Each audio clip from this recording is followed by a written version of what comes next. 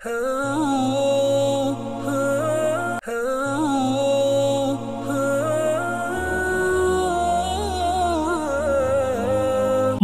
புனித மஸ்ஜித் அக்ஸாவுடைய ஹுத்பாவை முஹம்மது சரந்த ஹஃபிதஹுல்லாஹ் அவர்கள் நிகழ்த்தியிருந்தார்கள். ஹுத்பாவின் தலைப்பு ஈருலக சீர்திருத்தத்துக்குமான நலவுக்குமான சில வழிமுறைகள் புத்திமதிகள் என்பதாகும்.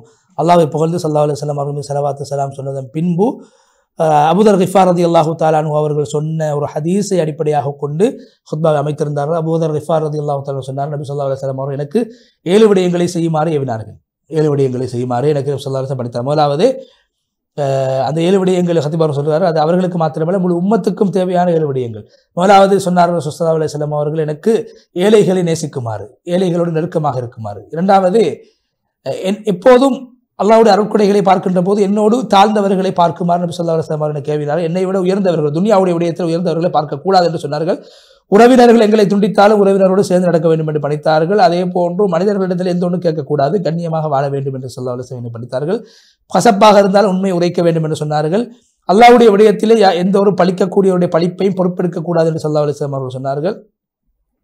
அதிகமாக லா ஹவ்ல வலா குவத்த இல்லா பில்லாஹ் என்ற வார்த்தையை சொல்லி வாருங்கள், அது அரிசுக்கு கீழால் இருக்கக்கூடிய பொக்கிஷங்களில் ஒன்றாகும் என்று ஸல்லல்லாஹு அலைஹி வஸல்லம் 7 விடயங்களை செய்யுமாறு என்னை பணித்தார்கள். முதலாவது விடயம், ஏழைகளோடு அன்பாக நடந்து கொள்ளுமாறு, ஏழைகளுடைய விடயத்திலே கவனம் செலுத்துமாறு என்னை பணித்தார். அதுதான் மிக முக்கியமான அன்பின் வெளிப்பாடாக இருக்கிறது. ஏழைகளை நேசிக்கவில்லை என்றால்,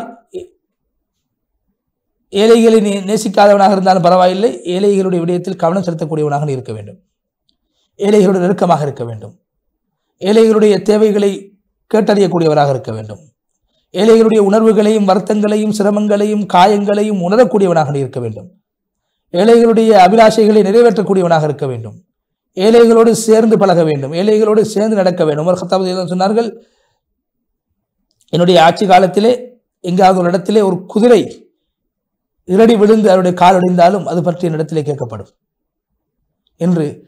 பிலஸ்தீனிலே நடைபெறக்கூடிய விடயங்கள், அவர்களுக்கு சாப்பாடும் கிடையாது, மருந்தும் கிடையாது, தங்குமிடமும் கிடையாது, மிகவும் கஷ்டப்பட்டு கொண்டிருக்கிறார். இது சம்பந்தமாக எல்லா முஸ்லீம்களிடத்திலும் கேள்விகளுக்கு கேட்கப்படும். குறிப்பாக பொறுப்புதாரிகள், தலைவர்கள், அமைச்சர்மார்கள், இஸ்லாமிய தலைமைத்துவத்திடத்திலே இது சம்பந்தமாக கேட்கப்படும் என்று ஹதீபார் சொன்னார்கள். இன்று மக்கள் கவனஈனமாக இருக்கக்கூடிய விடயங்கள் ஒன்றுதான் ஏழைகளுடைய விடயம், ஏழைகள் மீது அன்பு வைப்பது. நபி ஸல்லல்லாஹு அலைஹி வஸல்லம் அவர்கள் சொன்னார், இரண்டாவது விடயம், எப்போதுமே நீ உன்னை விட தாழ்ந்தவர்களை பார்க்க வேண்டும். உலக விடயத்திலே உன்னை விட உயர்ந்தவர்கள் பார்க்கக்கூடாது. ஆனால் இந்த விடயத்திலே மக்கள் சருகிவிட்டார்கள். இன்று மக்கள் எப்போதும் ஆடம்பரமான வாழ்க்கையை தான் பார்க்கிறார்கள், தன்னை விட உலக விடயத்தில் உயர்ந்தவர்களை பார்க்கிறார்கள். ஈமான்தாரிகள் இவருடைய நிலைமைகளை பார்ப்பது கிடையாது. இன்று திரைப்படங்கள் எடுப்பதற்காக வேண்டி பல கோடிக்கணக்கான மில்லியன் கணக்கான ரூபாக்கள் செலவழிக்கப்படுகின்றன, வீணான களியாட்டங்களுக்காக செலவழிக்கப்படுகின்றன. ஆனால் நல்ல விடயங்களுக்கு இவ்வாறான விடயங்கள் செலவழிக்கப்படுவது கிடையாது. காரூன் பணங்களை சேர்த்தான், ஆனால் பணத்தின் மூலமாக மக்களுக்கு செய்ய வேண்டிய கடமைகளை செய்யவில்லை. அல்லாஹ் அவனை பற்றி எச்சரிக்கின்றான். சூரா அல் கஸஸ் 77வது வசனம், நீங்கள் பூமியிலே குழப்பம் செய்ய வேண்டாம். காரூனை பார்த்து அல்லாஹ் சொன்னான். ஒரு கூட்டம் காரூனை பின்பற்றினார்கள். என்ன சொன்னார்கள்? காரூனுக்கு கிடைத்த சொத்து செல்வங்கள் எங்களுக்கும் கிடைக்க வேண்டும் என்று ஆசைப்பட்டார்கள். அல்லாஹ் என்ன செய்தான்? காரூனையும் காரூனுடைய சொத்து செல்வங்களையும் பூமிக்குள்ளால் சுழிவாங்கி கொண்டான், அப்படியே பூமிக்குள்ளால் எல்லாம் விழுங்கி கொண்டான். சூரா அல் கஸஸ் 81வது வசனம். நல்லவர்கள் சொன்னார்கள், இல்லை, அல்லாஹ்விடத்திலிருந்து கிடைக்கக்கூடிய நன்மை ஈமான் கொண்டு சாலிஹான் அமல் செய்யக்கூடியவர்களுக்கு அல்லாஹ்விடத்திலே வழங்கப்படக்கூடிய ஒரு நன்மை காரூனுக்கு கொடுக்கப்பட்ட சொத்து செல்வங்களை விட மேலானது என்று சொன்னார்கள். இது பொறுமைசாலிகளுக்கு மாத்திரம்தான் கிடைக்கும் என்று அவர் சொன்னார். சூரா கஸஸ் 80வது வசனம். மூணாவது உபதேசம், நபி ஸல்லல்லாஹு அலைஹி வஸல்லம் சொன்னார்கள், நான் உறவினர்களோடு சேர்ந்து நடக்க வேண்டும், அவர்கள் துண்டித்தாலும் பரவாயில்லை. இந்த மஸ்ஜித் அக்ஸா என்பது முஸ்லீம்களுடைய ஒரு உறவை போன்று மாறிவிட்டது. பிலஸ்தீனுடைய பிரதேசம், மக்கள் கணக்கில்லாமல் இருக்கிறார்கள். கஸா வாசிகள் எல்லோருடைய உறவினர்களாக இருக்கிறார்கள். அவர்களை நாங்கள் உபசரிக்க வேண்டும், விடயத்தில் கவனம் செலுத்த வேண்டும், அவர்களுக்காக உதவ வேண்டும். பிலஸ்தீன் மக்கள், கஸா மக்களுக்காக நாங்கள் உதவ வேண்டும். சுல்தான் சலாஹுதீன் அய்யூபி ரஹ்மத்துல்லாஹி அலைஹி அவர்கள் மிம்பரில் ஏறினார்கள். ஏறுகின்ற போது அவர்கள் இந்த பகுதி ஆட்சி செய்கின்ற போது மிம்பரிலே ஒரு பேப்பர் துண்டு, ஒரு காகிதம் எழுதப்பட்டிருந்தது. அதிலே அந்த வார்த்தையை படித்துவிட்டு அவர்கள் அழுத ஆரம்பித்தார்கள். அந்த வார்த்தை என்ன? ஆட்சி செய்யக்கூடியவரே, சிலுவைகளை உடைத்து இந்த இஸ்லாமிய ஆட்சி செய்யக்கூடிய ஆட்சியாளரே, உங்கள் பக்கம் ஒரு இருட்டு வந்து விட்டது. மஸ்ஜித் அக்ஸாவில், பைத்துல் மக்திஸிலிருந்து ஒரு இருள் வந்திருக்கிறது.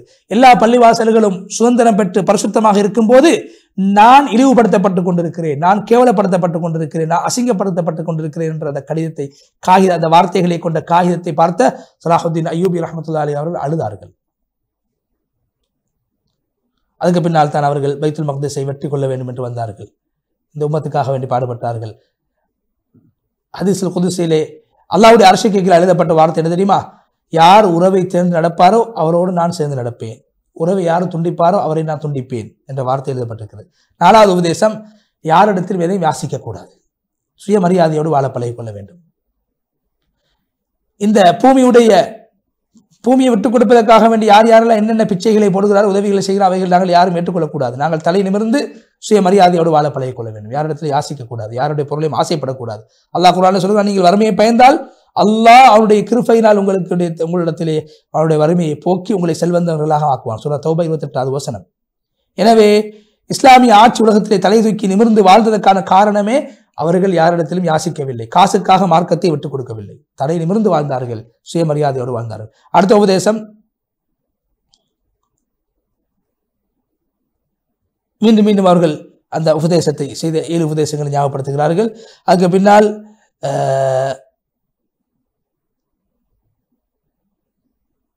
முஹம்மது ஸல்லல்லாஹு அலைஹி வஸல்லம் அவருடைய வாழ்க்கை யாரெல்லாம் படிப்பார்களோ, நபி ஸல்லல்லாஹு அலைஹி வஸல்லம் உலகத்தில் நடமாடக்கூடிய ஒரு குர்ஆனாக, அல்லாஹ்வுடைய விடயத்தில் யாருக்கும் அஞ்சாதவர்களாக இருந்திருக்கிறார்கள். அந்த அடிப்படையில் தான் சஅத் இப்னு முஆத் ரலியல்லாஹு முக்கியமான ஒரு சஹாபி, அன்சாரி சஹாபி. இவங்க மக்காவுக்கு முன்னால, மக்காவுடைய வெற்றிக்கு முன்னால மக்காவுக்கு வந்து அபூஜஹலை பார்த்து சொன்னாங்க, அபூஜஹலே, நான் உன்னுடைய மார்க்கத்தை ஏற்றுக்கொள்ள மாட்டேன், நான் இஸ்லாத்தில் தான் நிரந்தரமாக இருப்பேன், நீ என்னை தவாஃப் செய்வதற்கு தடுத்தால் உன்னுடைய கூட்டத்துக்கு மதீனாவுக்கு வந்து வியாபாரம் செய்ய நான் விட மாட்டேன் என்று தைரியமாக சஅத் இப்னு முஆத் ரலியல்லாஹு அன்ஹு அபூஜஹலை பார்த்து சொன்னார்கள். நல்ல விடயத்தில், அல்லாஹ்வுடைய மார்க்கம் சம்பந்தப்பட்ட விடயத்திலே யாருக்கும் அவர்கள் அஞ்சாதவர்களாக இருந்தார்கள். அல்லாஹ் அவருடைய மரணத்துக்கு பின்னால் அரிசியை அல்லாஹ் நடுங்க வைத்தான். எங்களுடைய இந்த காலத்தில் இது போன்ற சஅத் இப்னு முஆதை போன்றவர்கள் இருந்தால் முஸ்லிம்கள் நிச்சயமாக வெற்றி அடைவார்கள், தலை நிமிர்ந்து வாழ்வார்கள். கஸாவாசிகளே, நீங்கள் தனிமையில் ஆக்கப்பட்டு விட்டீர்கள், பயப்பட வேண்டாம். அல்லாஹ்வுடைய விடயத்தை அல்லாஹ்வை தவிர வேறு யாரை நீங்கள் பயப்பட வேண்டாம். பழிக்கக்கூடியவருடைய பழிப்பை நீங்கள் பொறுப்பெடுக்க வேண்டாம். நீங்கள் பலகீனமானவர்களாக ஆக்கப்பட்டிருக்கிறீர்கள், நீங்கள் பலகீனம் அடைந்து விட வேண்டாம். உங்களை விட்டு முஸ்லீம்கள் திசை திரும்பி விட்டார்கள், உங்களை கணக்கெடுக்காமல் இருக்கிறார்கள், அதை நீங்கள் பொறுப்பெடுக்க வேண்டாம், பொறுமையாக இருங்கள். ஏன் உங்களுக்கு யார் உதவி செய்யாமல் இருக்கிறார்களோ அவர்கள் தான் அநியாயக்காரர்கள். அல்லாஹ் குர்ஆனில் சொல்கிறான், இன்னல் இன்சான லஸலூமுன் கஃபார், மனிதன் அநியாயம் செய்யக்கூடியவனாகவும் நன்றி கெட்டவனாகவும் இருக்கிறார். சூரா இப்ராஹிம் 34வது வசனம். நபி ஸல்லல்லாஹு அலைஹி வஸல்லம் அந்த உபதேசத்தில் இறுதியாக நபி ஸல்லல்லாஹு அலைஹி வஸல்லம் சொன்ன வார்த்தை, லா ஹவ்ல வலா குவத்த இல்லா பில்லாஹ் என்ற வார்த்தை அதிகமாக சொல்லுங்கள், அது அரசுக்கு கீழால் வைக்கப்பட்டிருக்கக்கூடிய பொக்கிஷங்களில் ஒன்றாகும் என்று ஸல்லல்லாஹு அலைஹி வஸல்லம் சொன்னார். எனவே லா ஹவ்ல வலா குவத்த என்ற வார்த்தையை நீங்கள் ஓதி வாருங்கள். சுப்ஹானல்லாஹ், அல்லாஹ் தான் எங்களுக்கு நல்ல விடயங்களை செய்வதற்கும் பாவங்களை விட்டு தவிர்த்து கொள்வதற்கும் சக்தி தரக்கூடியவன் அல்லாஹ் தான் என்ற அந்த அழகிய வார்த்தையை சொல்லி வாருங்கள். அதனுடைய பிரதிபலிப்பு வாழ்க்கையிலே உண்டாகும். அல்லாஹ்வை தவிர உதவி செய்யக்கூடியவர்கள் எங்களுக்கு யாருமே கிடையாது. அல்லாஹ் நபி ஸல்லல்லாஹு அலைஹி வஸல்லம் சொன்னார்கள், ஹதீஸ் குதுஸில், என்னுடைய உம்மத்தில் ஒரு சாரார் உண்மையிலே இருப்பார்கள், அவர்களுக்கு யாரும் எந்த ஒன்றும் செய்ய முடியாது, அல்லாஹ்வுடைய அந்த கியாமத்துடைய நாள் வரும் வரைக்கும் அவர்கள் தான் இந்த அக்ஸாவுடைய பிரதேசத்தில் வாழக்கூடியவர்கள் என்று சொல்லி ஹுத்பாவுடைய முதல் பகுதியை விட்டும் ஹதீப் முஹம்மது சரந்தா ஹஃபிதுல்லாஹ் விடைபெற்று சென்று ஹுத்பாவுடைய 2வது பகுதியிலே ஹதீப் அவர்கள் ஹஜ் சம்பந்தமான சில விடயங்களை ஞாபகப்படுத்தினார்கள். இந்த இஸ்ரா மிஅராஜுடைய பூமி பல சவால்களுக்கு முகம் கொடுத்து வருகின்றன. எப்படி இருந்தாலும் பிலஸ்தீனுடைய பூமி ஹாஜிகளை, ஹஜ்ஜுக்காக சென்றவர்களை அழகாக வரவேற்றுக் கொள்கிறது. அல்லாஹ்வுடைய விருந்தாளிகள் அந்த பரிசுத்தமான இடத்திலிருந்து வந்திருக்கிறார்கள். ஹஜ்ஜை நிறைவேற்றிவிட்டு தவாஃப் செய்துவிட்டு கூட்டம் கூட்டமாக வந்து கொண்டிருக்கிறார்கள். ஆனால் அவர்கள் வருகின்ற போது அவருடைய பாவங்கள் அனைத்து மன்னிக்கப்பட்டு அன்று பிறந்த குழந்தைகளை போன்று பாவங்கள் மன்னிக்கப்பட்டவர்களாக வருகிறார்கள். அதே போன்று சிரமங்களை சுமந்தவர்களாக வருகிறார்கள். அதே நேரத்திலே இந்த அக்ஸா பைத்துல் மக்திஸுடைய பொறுப்பும் அவர்களுக்கு இருக்கிறது. எங்களுடைய இந்த புனித ஸ்தலங்களை பாதுகாப்பதற்கு அவர்கள் முன் வர வேண்டும். ஏனைய கஸா மக்களுடைய உணர்வுகளை மதிக்கக்கூடியவர்களாக இருக்க வேண்டும். இப்படி இருந்து இவ்வளவு பிரச்சனைகளுக்கு மத்தியிலும் எங்கள் ஊர் மக்கள் இவ்வாறான ஹாஜிகளை அழகாக வரவேற்கிறார்கள். ஹாஜிகளை நீங்கள் சந்திக்கின்ற போது அவர்களிடத்தில் துஆவை வேண்டிக் கொள்ளுங்கள், இஸ்திக்ஃபாரை வேண்டிக் கொள்ளுங்கள். நபி ஸல்லல்லாஹு அலைஹி வஸல்லம் துஆ செய்தார்கள், யா அல்லாஹ் ஹாஜியை மன்னித்து விடு, அந்த ஹாஜி யாருக்காக எல்லாம் இஸ்திக்ஃபார் செய்தாரோ அவர்களை மன்னித்து விடு நபி ஸல்லல்லாஹு அலைஹி வஸல்லம் துஆ செய்திருக்கிறார்கள். இப்ராஹிம் அலைஹிஸ்ஸலாத்து வஸ்ஸலாமோட அழைப்பு, அல்லாஹ் அவர்களை பார்த்து சொன்னால், நீங்கள் மக்களுக்கு ஹஜ்ஜுக்காக அழைப்பு விடுங்கள், மக்கள் வாகனத்திலும் நடந்தும் மூளை முடுக்குகளிலிருந்து வருவார்கள். சூரா அல் ஹஜ் 27வது வசனம். எனவே ஒரு ஹாஜி அல்லாஹ்வுடைய அழைப்பை ஏற்று சென்றிருக்கிறார். அங்கு சென்று தொழுதார்கள். அதே நேரத்தில் இஸ்ராவுடைய இந்த பூமிக்கும் நீங்கள் வர வேண்டும், இங்கும் அது தொழ வேண்டும். மஸ்ஜித் அக்ஸா இது எங்களுடைய அமானிதம் என்பதை உணர வேண்டும். நபி ஸல்லல்லாஹு அலைஹி வஸல்லம் சொன்னார், யார் தன்னுடைய வீட்டில் உது செய்துவிட்டு ஒரு தொழுகை தொழுவதற்காக வேண்டிய இந்த பள்ளிவாசலுக்கு வருவாரோ அவருக்கு ஒரு ஹாஜுடைய நன்மை கிடைக்கும். யார் ஒரு துஹா தொழுவதற்காக இந்த பள்ளிவாசலுக்கு வருவாரோ அவருக்கு உம்ரா செய்தவுடைய நன்மை கிடைக்கும் என்று இந்த பள்ளிவாசல் நபி ஸல்லல்லாஹு அலைஹி வஸல்லம் சொல்லியிருக்கிறார். எனவே மக்கா மதீனாவுடைய பள்ளிவாசல்களை ஹயாத்தாக்கியதை போன்று மஸ்ஜித் அக்ஸாவையும் ஹயாத்தாக்குவதற்கு நீங்கள் வர வேண்டும். அதே போன்று இறுதியாக எங்களுடைய நாட்டிலே உயர்தர பாடசாலைகளிலே பரீட்சை நடைபெற்றுக் கொண்டிருக்கிறது. அந்த பரீட்சையிலே என்னுடைய அனைத்து மாணவர்களும் மாணவிகளும் சித்தி அடைய வேண்டும். அல்லாஹ் அவர்களுக்கு இலகுவாக அந்த பரீட்சைகளை அமைத்துக் கொடுக்க வேண்டும் என்று துவா செய்து, முஸ்லீம்களுக்கு நின்று துவா செய்து ஹதீப் முஹம்மது சரந்த ஹஃபிதஹுல்லாஹ் அவர்கள் முழுமையாக மஸ்ஜித் அக்ஸாவுடைய ஹுத்பா விட்டு விடைபெற்று சென்றார்கள். அந்த அடிப்படை இன்றைய தினத்திலே 3 புனித ஸ்தலங்களுடைய ஹுத்பாக்களும், முதலாவது மஸ்ஜிதுல் ஹராம் மக்கா முக்கர்ரமாவுடைய ஹுத்பா, ஹாஜிகள் ஹஜ்ஜுக்கு பின்னால் எவ்வாறு நடந்து கொள்ள வேண்டும் என்றும், இரண்டாவது ஹுத்பா திக்ர், ஹாஜிகள் அதிகமாக அல்லாஹ்வை திக்ர் செய்திருக்கிறார்கள். ஹஜ்ஜுடைய மாதத்திலே முஸ்லீம்களாகிய நாமும் அல்லாஹ்வை அதிகமாக திக்ர் செய்திருக்கிறோம். என்னுடைய வாழ்க்கையில் திக்ருடைய வாழ்க்கை உண்டாக வேண்டும். அல்லாஹ்வை நாவினாலும் உடம்பாலும் உள்ளத்தாலும் அல்லாஹ்வை நினைக்கக்கூடியவர்களாக, நினைத்து வாழக்கூடியவர்களாக நாங்கள் பழகிக்கொள்ள வேண்டும். அப்போது நிம்மதியான சந்தோஷமான வாழ்க்கை கிடைக்கும் என்பதை ஞாபகப்படுத்தினார்கள்.